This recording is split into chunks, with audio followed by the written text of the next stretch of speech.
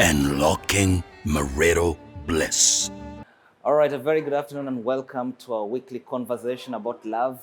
And our intention is to damage ignorance because, like Pastor Cyrus always says, marriage is easy, ignorance is difficult. I know someone is laughing because I've said that. Welcome to Unlocking Marital Bliss, your home of the conversation that keeps your marriage safe. We want to acknowledge there's so much feedback that keeps coming in from people viewing from across the globe. There'll probably be a day when we'll sit down and respond to those questions. Keep them coming on the telephone contact on your screen. Pastor Cyrus, thank you for once again joining us for this conversation. It's a pleasure, my brother. It's a pleasure. And so today I wanted us to have a conversation about communication in marriage, one of the most critical aspects. And it's a health meter. It defines whether your marriage is dead, limping, or still surviving. Yes. And as usual, our conversations are confined within the dictates of the Bible and the teachings of Christ. So does communication really matter? If you're okay, things are going fine, should you pay attention to it? Actually, communication is very, very important because, first of all, we need to understand what communication is. Because if we don't understand it, then we cannot tell whether it's of value, whether it matters or does not matter. So, communication to many, it would be seen as sending and receiving information. That's how anybody could easily define That's the one they communication. teach in class, yes. Yes, sending and receiving information. But you see, communication was actually, as human beings, we were designed to communicate. We were designed to communicate. Why were we designed to communicate? By nature, we are designed to connect. So without communication, you cannot build a connection. So you send a message and somebody else receives it, and the way they receive it, it's either value or not. So when you send a message, you must be heard. You must be seen. You must be felt. That's what you believe when you're given a message. When you went out and started talking to your wife, when you started from the start, you wanted to be heard, you wanted to be seen, you wanted to be felt. And when you gave the message, she heard you, she saw you, she felt you, and she accepted you. A connection was established. So you got to realize that when you send a message or you give a message, it's a way we are able to connect as human beings. Without the communication, we begin falling apart. Without the communication, we begin falling apart. And communication can be used through words, primarily words, okay? Words.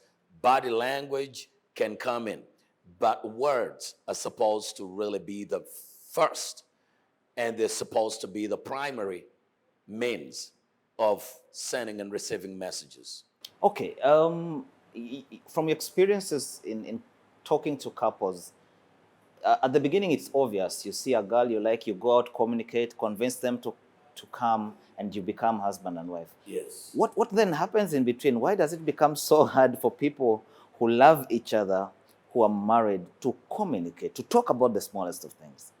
I think there are a few things. First and foremost, many people, you go out, you see a girl, you appreciate her, then you begin sending. You speak words, okay? You speak words. So the words you speak at the beginning really determine whether you're really are building true communication or you're not really building true communication. I would say 9 out of 10 men, when they go out to start something with a beautiful girl, they want to connect, so they start with communication. They have love, they want to connect, or allegedly love, they want to communicate, so they start speaking. Most of what is said are lies. So they share things not to be able to really open themselves up so that they can connect. They share things that can bring the girl onto their side for their own interests, not to connect. Shouldn't a man upgrade his CV? I mean, you have evaluated your target and you know that if my CV doesn't match this, there's no chance. So you You've do what a man has to evaluated do. your Yeah. target, and then you want to upgrade your CV. If you're going to upgrade your CV, I mean, what would you even have a CV for? Why would you even have a CV? The best you can have is the ability to connect. You see, you can have a CV and fail to connect. And this is where many men fail. They have a CV and they show up and they say, you know what? My name is Cyrus. I just came back from Germany, and my father is the president of the Republic of Uganda. And we own this, we own this. You're talking about a CV, but you're not talking about you. Who are you? You're telling me what your father does. You're telling me what you do, but who are you? Because true communication that is going to build intimacy, that is going to make a marriage strong, that is going to make you enjoy your marriage, must be transparent. It's got to be vulnerability.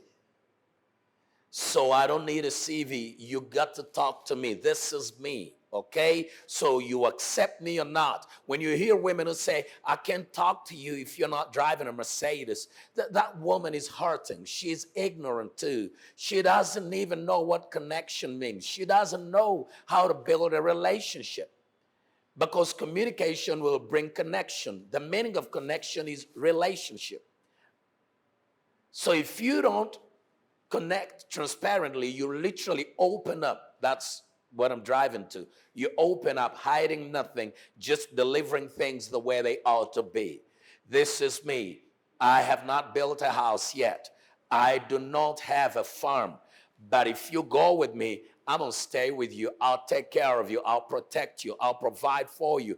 I want to lay down my life for you because I'm building a relationship. I'm working out to connect. So from the start, if I am not willing to be vulnerable, I'm not going to make good communication. I'm not going to build a great relationship. Pastor Cyrus, you're speaking to a young man who has been dumped for being honest.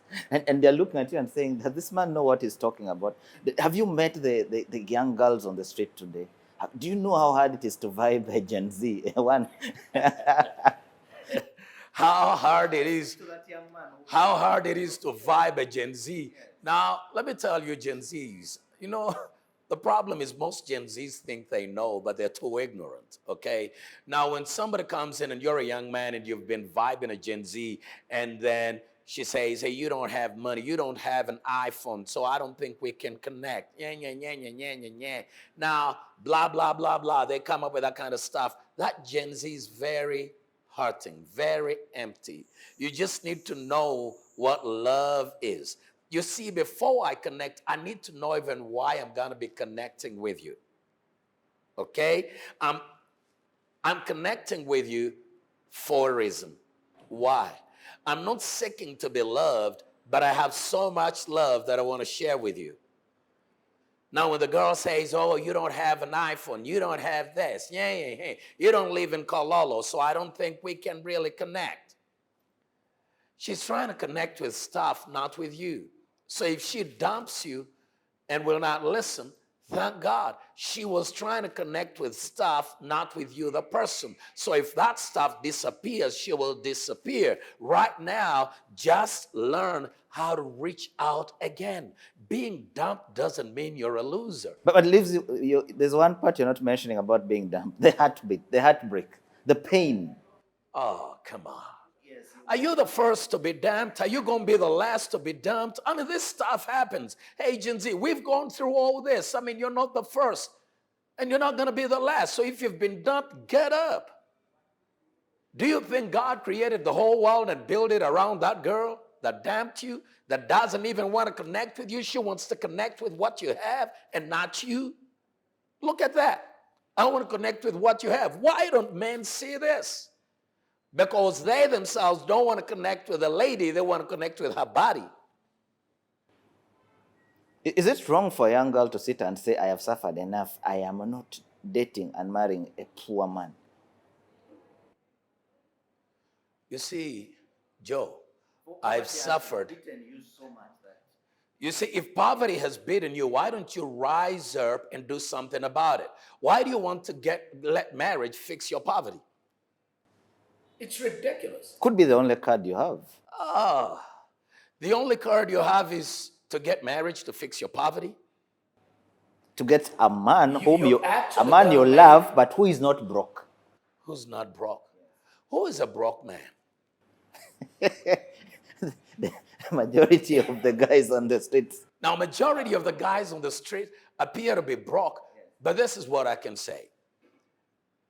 To be broke is not about how much money you have or don't have on your account. I think it's bigger. You see, I can be a billionaire when I'm broke when it comes to love. And I know some girls will say, come on, Cyrus. No, let me tell you something.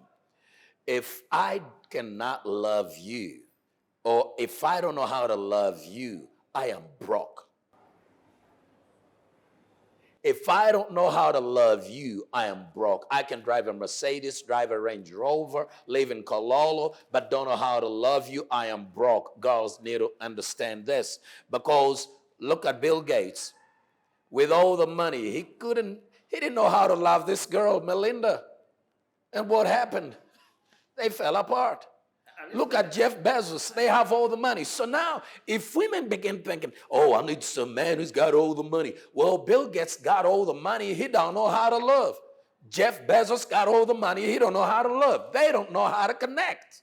At least They don't know how to communicate. Melinda was crying in a Mercedes, not on a bicycle, and not on the street. Crying in a Mercedes. That is what losers think. Okay? Do you know what it means to be married but not loved? But not broke. Let me tell you, but not broke. Now, let me tell you, you can have all the money because money doesn't build you. Money doesn't heal the heart. Love is what heals the heart. Love is what helps you be whole, not money. That's why you find wealthy people committing suicide. Wealthy people can't stand, they don't know how to keep a communication, keep a relationship. They don't know. They fall apart. They have all the money. These big houses, mansionettes in Kololo, in upscale Kampala, whatever, full of tears. They have all the money, but they're full of tears because the man don't know how to love. They don't know how to communicate. They just throw tantrums. They just walk away. All right, so I think the point you're making is that it starts with the foundation, what you build. Yes. And the beauty is that when you fall along the road, look for the foundation. If you never built it, get back to it. Start it afresh, and something will be salvaged. All right, so for a couple that has been married for a bit, have you encountered people talking about boredom, that the fact that you can no longer, the conversation stop being as intriguing and interesting as it were? You see, the challenge is for the conversation, for the communication to flourish, it's got to be built on truth, not lies, but truth. If there has been lies, you get to a point where you don't know what to say anymore because you've said it all. So you don't know what to say next. And then the boredom begins. You begin losing interest. But if it's truth, you will always have something to say. Love rejoices with the truth. It never ends. You'll always have something to say. Building on lies will bring boredom. Because you really don't, you think you have a relationship, but you just have a facade. You don't have anything going on because you got a lot of lies. You lie to each other day in and day out.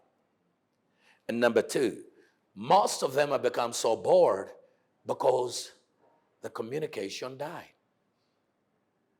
At the sight of any slight disagreement, communication disappears.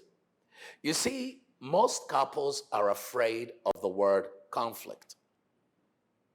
If you started your communication with lies, you get to a point whereby you see conflict as a no-go area.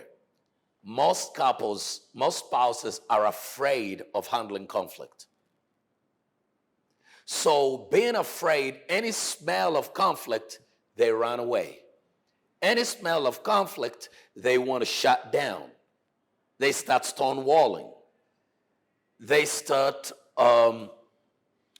shutting down. I'm not going to talk to you. We're not talking about this and all this. They cannot face the truth because they built that thing on a lie. So facing truth can be very disarming. And yet I've built my life on a lie. When you bring the truth, you're going to disarm me. So I will shut down. I will go in silent treatment. I will begin saying, no, I can't do that. And guess what? Boredom begins because the communication is dying. I built it on a lie, and now truth is beginning to come out. I will stonewall because when I say truth, I think you're attacking me. Is it possible to tell a lie or selectively tell the truth for good? That I do not want to hurt you. There's something that probably happens, and if I say it to you, I'll break you down. So is it possible that you can selectively say the truth or tell a good lie? It's not possible. I'll show you something. If you got a bottle of juice, okay, orange juice, and it's 1 liter, that's 1,000 milliliters, okay, 1,000 milliliters, and you get them together, and then probably you say, let me drink some, okay, and you drink about 200 milliliters off. So you remain with how much? 800 milliliters of juice. Then you get poison, okay, just colorless poison, and you pour 200 ml into the 800 ml of juice. Is that juice? Is it 800 milliliters of juice and 200 milliliters of poison? Becomes poisoned juice. It becomes poison. The 200 milliliters of poison take over the 800 milliliters of juice, and the whole thing becomes poison. So when you think I can have a little lie and big truth, that's dangerous. It's all poison from the word go. So you can never say this is a good lie. The reason we come up with good lies is because we are so afraid of exposing who we are, exposing ourselves. Because we think if I expose myself to Joe, he's not going to accept me the way I am. We fear rejection. So we come up with manufactured truth, which is 800 truth, 200 ml poison, a lie. And we think it can be a good lie. It becomes total poison. Total poison. So in this moment, you get to realize, if I'm going to communicate, I got to realize, who am I? Am I loved? Am I accepted? Okay? In that when I speak, I'm not trying to seduce you to accept me. I'm telling you I'm going to love you. I'm going to be there. I'm going to protect you. And I'm going to be giving love so that I may connect with you forever. And we stay together and we become friends. All right, there are issues you tapped on, but I wanted us to look at what science defines as gender characteristics, as personality traits. Yes. Is it possible that you could be a quiet person? You talk less. Like, for example, they say men talk less, they're less, they're more quiet, and then the women are conversational, they like to talk. Is that something that can affect the quality of conversations, the level of conversations in a marriage? Yeah, when you see it in that manner, but that is not necessarily true, okay? That's not necessarily true. This is the reality, that men are more quiet and women are more talkative. I really don't believe that. I think it's about maturity and immaturity. Two different things, maturity and immaturity. You don't take it, I think it's just only being brought out, but we don't consider it the way love would look at it. Maturity and immaturity. When a man is sad, they tend to go quiet. When a man feels he doesn't know what to say because he's not been good at communication, he probably built the whole thing on a lie, he goes quiet. And when a man feels like confronting this or speaking out will mean exposing me, he goes quiet. Now, when he goes quiet, people say men don't talk. But when a man is happy, he will talk. When a man is happy, he will talk. When a man is in the right environment, he will talk. I have a buddy of mine that actually shared this and said, before I had children, I had a problem with talking. I was so quiet because I didn't know what to talk when you show up among your fellow men. I knew every time if I start talking, the conversation is going to go down towards having children. And so I would avoid going there. He was married for 7 years without a child.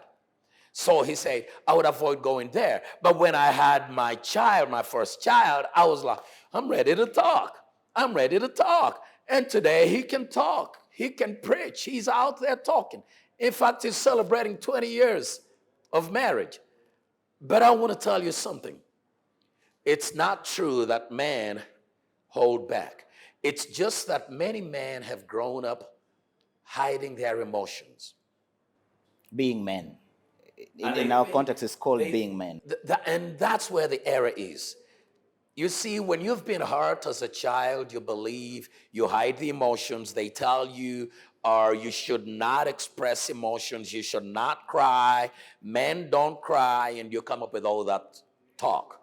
And then you hide who you were. So you really never express. You never communicate. And when you fail to communicate, then you grow up and you think that's how men should be. That's not how men should be. You're just hiding who you are. You're hiding the emotions. You're hiding the true feelings.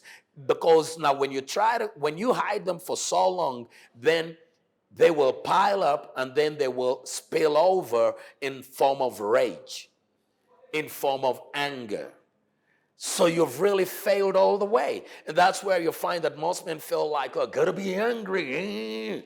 And then I'm a man. And they come up with rage simply because they don't know how to handle emotions. They're emotionally immature, but so quick to tell a woman that, oh, women are emotionally immature. No, maturity comes in whereby you have the power to control the emotions and be able to know how to express them, not be totally closed in and say, we are men, we don't talk. You go and watch soccer, and you're going to find men screaming stuff that shows nothing but ignorance to most of them. Right, and they come home and they cannot talk. All right, hold that thought. Let's take a quick break. When we come back, we'll examine these issues. Don't go away.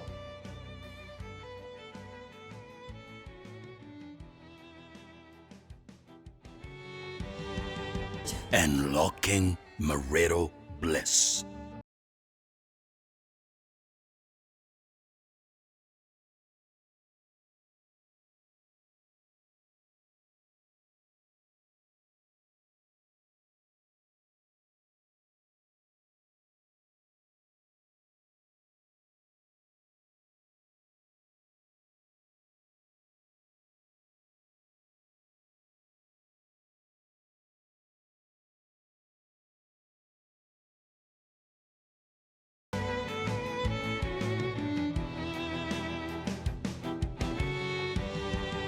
Unlocking marital bliss.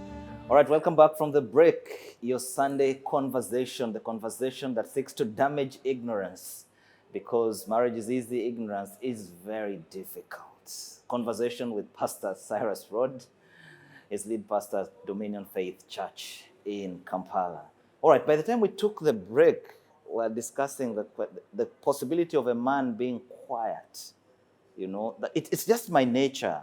It has happened in my entire family. We don't talk much. My grandfather's never said much. My father never said much. And I mean, it's just who I am. I don't mean bad.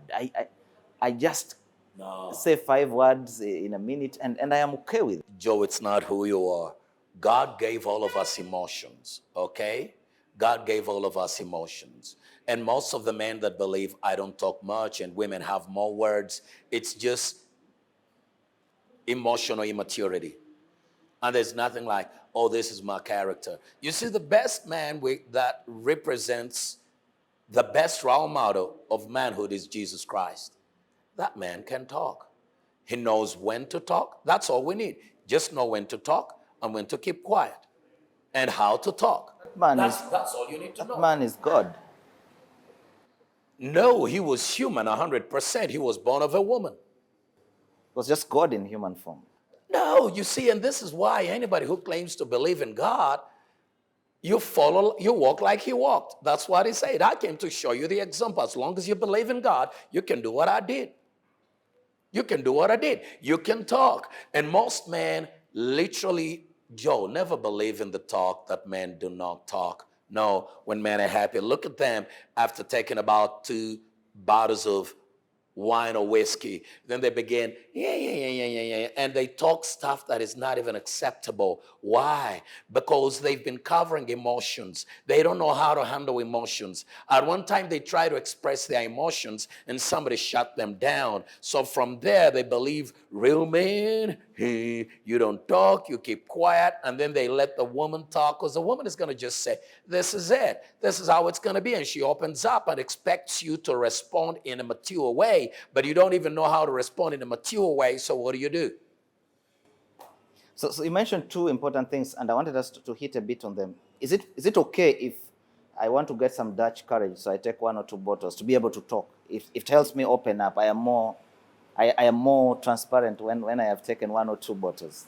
Now, if you have to take 1 or 2 bottles to be able to talk, just as an enabler, so I can talk. You're an enabler. Man, you are in such a level of bondage that is indescribable. You're not free. You're bound. You see, any man that's got freedom is not the man that can take 2 bottles and talk. Is the man who's able to stand and not be controlled by external forces, but can be able to control his own emotions and his own self. That's a free man. But if you need alcohol in order to communicate, you're falling, you're wasting your time. It doesn't work like that. The problem is not absence of alcohol. The problem is, can you be accepted? Because the more accepted you know you are, the easier it becomes to talk. But if you are not sure of being accepted, it's hard for you to open up. And if you're afraid that they're going to reject me, you still will not open up. But that's immaturity. You're at 0 in love. Perfect love casts out all fear. So if I'm afraid that my wife will not listen to me, so I will not talk, that is very dangerous. Many couples are like, my husband never talks to me, will never open up to me. He's always quiet, will never open up. There's one thing. Some man will say, I cannot be vulnerable because if I open up and talk to my spouse, she's gonna use it against me. So they live in fear. She's gonna weaponize the information I gave her in the moments when I don't expect it. And so they shut down. That's immaturity, that's stupidity, okay? If your wife uses anything against you, that's not the end of it. Teach her how to communicate. Teach her the value of vulnerability because she actually wants you to be vulnerable. But if she doesn't know it and gets at you and uses it against you, don't throw a tantrum and run away. Don't stop talking and then you shut down. That's defeatism. You've been defeated. That stuff is hard when you open up to someone and they load it in the chambers as the bullet. Every time they do something wrong, they remind you of all your sins and everything that you've said. How do you deal with the situation? The reason they remind you of all your sins and everything you've said, she hasn't yet matured in love. It becomes your responsibility to teach her love. I mean, look at God. When he called out Adam, say, where are you? You ate of the fruit? Adam was like, the woman you gave me. In other words, it's you, God, who caused these whole problems. God did not throw a tantrum and say, I'm never going to deal with man anymore. I'm never going to talk to man anymore. It's over. Enough is enough. No, because he loves, he's not afraid to be rejected. He's not living in fear of being criticized. Because some men are so scared. Oh, they're going to criticize me. They're going to criticize me. Somebody will say, you never do this. You never. Now, this is what I can tell some women. When you talk to them, when you're a man and a woman says, you never do this, you're always doing this, some men feel like, okay, there's no hope. You get it? There's no hope. Because I'm being told you're always and you never.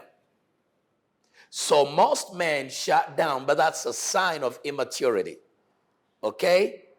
If a woman tells you, you never do this, you always do this, and what do? You go, okay, I'll never change because they always tell me I always do this. No, you got to grow up, examine yourself, take in the criticism, be a man and say, let me evaluate what is being raised against me, rather than throwing a tantrum, rather than shutting down and stop communicating and cutting off communication because if I say something, it will be used against me. Examine your own life and say, is this true or not? There's something. Take the evaluation. There is something they say about the power of words. What you speak into your spouse. That's very true. That's very true. The power of words. But you see, if you're falling apart, you shouldn't be blaming somebody because they called you an idiot. And then you say, you called me an idiot, and let me show you I'm an idiot. I think that is immaturity. If they call you an idiot, show them who you are. Prove them wrong. Prove them wrong. Because a man is ensnared by the words of his own mouth, not the words of other people. So other people can speak negatively about me. Most men throw tantrums. A wife says, you're nothing. But usually she's just telling you how she's feeling. She feels she's nothing. Then she communicates the nothing to you. And what do? You reach out to her and love her and tell her, baby, I still care for you. I'm still here for you. She will change her language. But if she throws such bombs at you and you come back with another bomb, I mean, you're being a kid, you're being stupid. And then you say, but you're the one who made me do it. Nobody made you do it. You just failed at communication. You failed at love. So when somebody shows me something, anything interrupting our relationship, all I do is fight to make sure the communication lines stay transparent and open. I'm not afraid. You take me as I am or you dump me, but I'm ready to love you. How do you deal with the weaver bird syndrome? You say one word, your wife says 130 words in 1 second. And then you're supposed to have a conversation with this person. Weaver bird syndrome. Now, you see, the reality is this. It's about listening. If this woman gets to know that she is hard, most women will bring out all those words thinking this is the moment you're going to hear them. Do you get the picture? This is the time. Oh, he said this. Now this is the time you're going to hear me. You're going to feel me. You're going to see me. And in most cases, when they increase the volume, you stop listening. And this is something they also don't know. You increase the volume. You see, for somebody to listen, you don't have to be loud. You just have to communicate in a way that you are hard. Okay? If somebody, for example, if speaks that, you can say, hey, honey, you've said a lot of words, but the truth is, did you understand what I meant? Simple. Rather than saying, you're talking too much. No, did you understand what I meant? No, I understood. Say, no, that's actually not what I meant. This is what I meant. Because you can say something and she hears something else. So the communication is not working out. You say this, she hears this. If she hears this and then comes out with 1,000 words, you simply ask, did you really understand what I meant? It can slow her down. What did you mean? This is what I meant. But with the way you're presenting your words, it means you misunderstood me. Let me show you, honey, this is what I meant. Very simple. But if she talks too much, and the problem is when she starts talking, you shut down. Now you're killing the communication. She doesn't know how to talk. Okay, she's miscommunicated. She's misunderstood you. Then sit down and solve that. Don't run away. Don't shut down. Don't stonewall. When you start stonewalling, you're not going anywhere. Open up again. Be vulnerable, because without vulnerability, you will not have a connection, which is the relationship. You need vulnerability. What is your assessment of silent treatment as a mitigation measure? Things are bad. If you respond now, they could get worse. So you retreat a bit, keep quiet for a bit. Then when you're ready to talk, you have a conversation. Yeah, some people will look at it in that way and say, well, this is so heated up. Number one, emotions are not being controlled.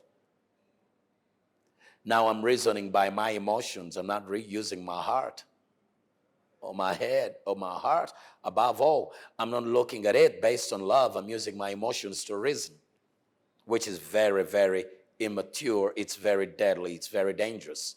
So if you say, I'm going to keep quiet, most cases, the person who stays on screaming and speaking, they're bringing out their emotions, and they're still not ready to talk. They want to win an argument. You get it? They want to win, and that's really not communication. It's about looking at the situation and say, this is how it goes. Every time you keep quiet, it looks a very good mitigation method, huh? But it's dangerous. So I go quiet, and she says all these words, and I'm not talking back. I'm not able to respond. I say, when she comes down, we shall talk. By the time she comes down, she's spewed a lot of stuff that can even be very damaging to the relationship, and she may not even remember it. How about, please, can you listen? No, I'm not listening. Then you're seeing emotional immaturity. Okay? The person is being driven by their emotions. They're not being driven by wisdom. They don't have love. It's emotions now. I think that's a moment where you can say, I'll wait for you. When you're ready to talk, I'll be around. Not just being quiet and walking away. No, I'll wait. When you're ready to talk, I'll be around. And I want you to understand, I am ready to talk. There are moments when those conflict moments degenerate into physical confrontation or even violence. How do you communicate yourself out of a situation like that? What do you do with the moment? The danger is when you let your emotions do the talking, you will go into violence. That's why we should control anger. You know, many people it's usually the anger that leads us to this violence. You know, in anger, I tend to feel that I am being treated unfairly. I'm not being treated the way I ought to be treated. So I got to fight back to save me. Okay? I got to prove to you something. You're not treating me as a man. I'm supposed to be a man. You kneel down, you do that, and then I feel I'm being mistreated, so I'm fighting back. How about you stop and say, I got to control my anger. Yes, this was wrong, but we can talk about it. The reason, this is the danger. Physical violence doesn't rise up in a twinkle of an eye, out of nowhere. The failure to communicate as we start the relationship, poor communication methods as we start the relationship, tolerating the silent treatment and taking it as acceptable, silent treatment, believing it's acceptable, you're literally suffocating emotions. And it's a matter of time, one of you will begin expressing them.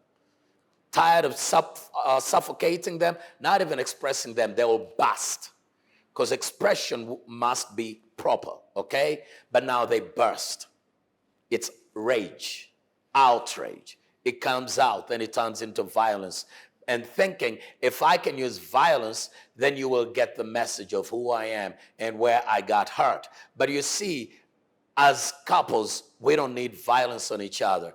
It's just growing up. We need communication, not violence.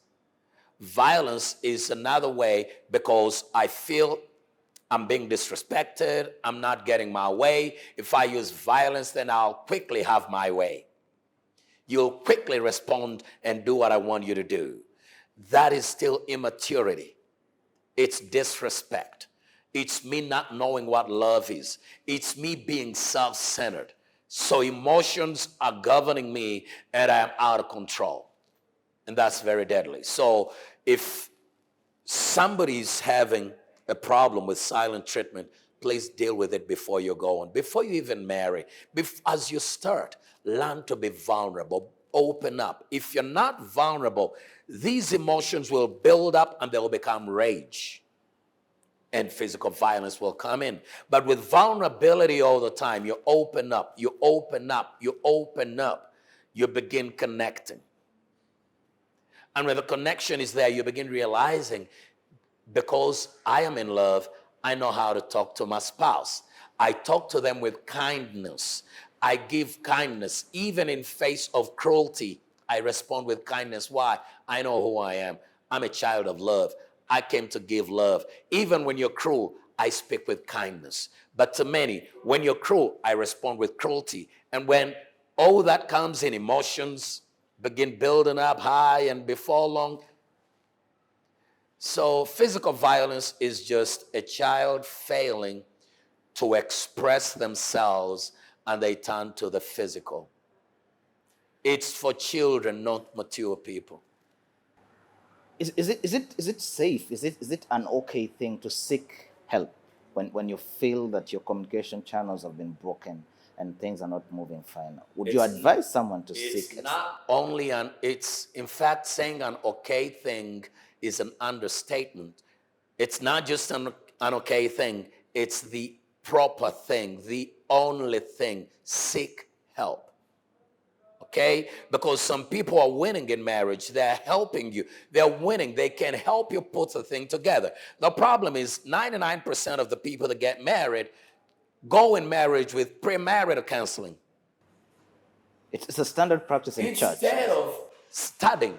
So they don't even know how to talk. They don't even know how to communicate. They don't even know which words to use, because remember, if you're communicating, you're going to use words. And so words must have grace. They must have kindness. Words that build, not words that tear. But in the moment where words are tearing, you don't surrender as a victim and play victim. You rise up above and try to give kindness where cruelty has come your way. That's what love is.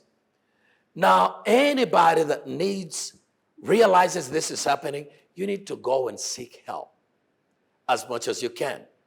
Seek help. In most of, when it comes to men think, if I come to you and seek help because our communication channels are falling apart, we are not connecting, then I'm being weak. But that's not a sign of weakness. It's a sign of wisdom, not weakness. So many men would tear down their marriages with their own hands because they're not ready to open up and be vulnerable. They're so mixed up in this talk of, oh, I'm a man, I don't open up to no man, I run my own marriage, I run my own thing, I do my own thing. And they're just being idiots. And in the end, their own folly destroys the marriage. They walk away from their home. They abandon their kids. They're not there to raise them up. Why? Because they couldn't open themselves up to somebody to seek help. Because they think, if I seek help, then I'm not man enough. No, when you seek help, it's wisdom. You are man enough. All right, we have about 5 minutes to conclude today's conversation. How is there a mechanism you can use to determine whether your communication is healthy, whether you're doing well as a couple?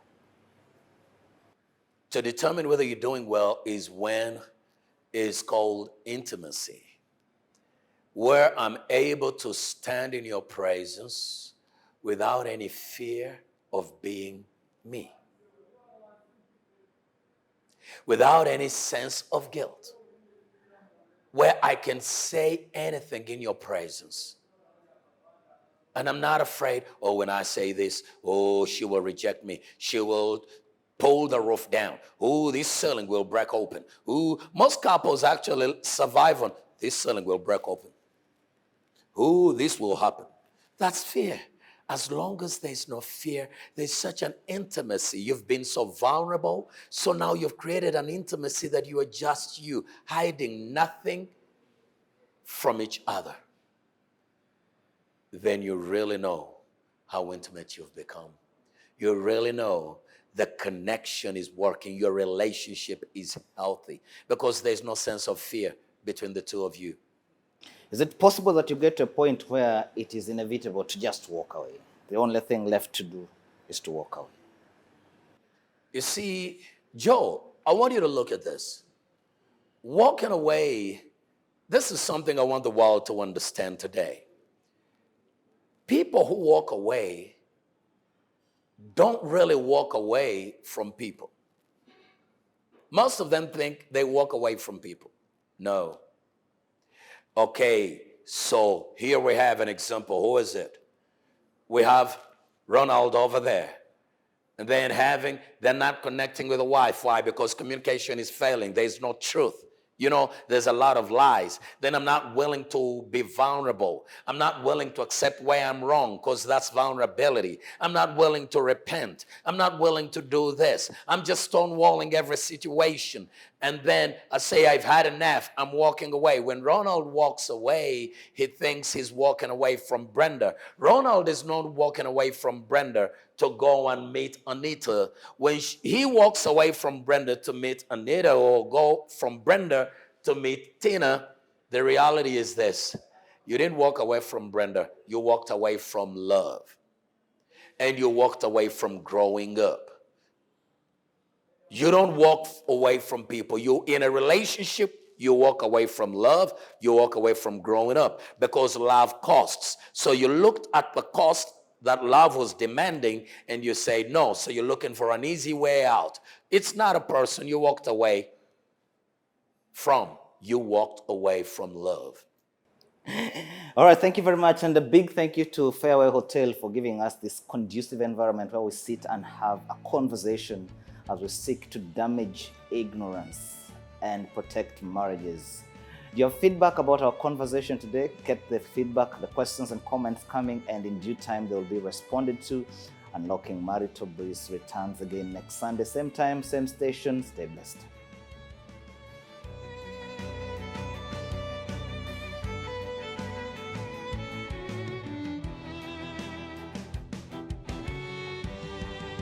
Unlocking Marital Bliss.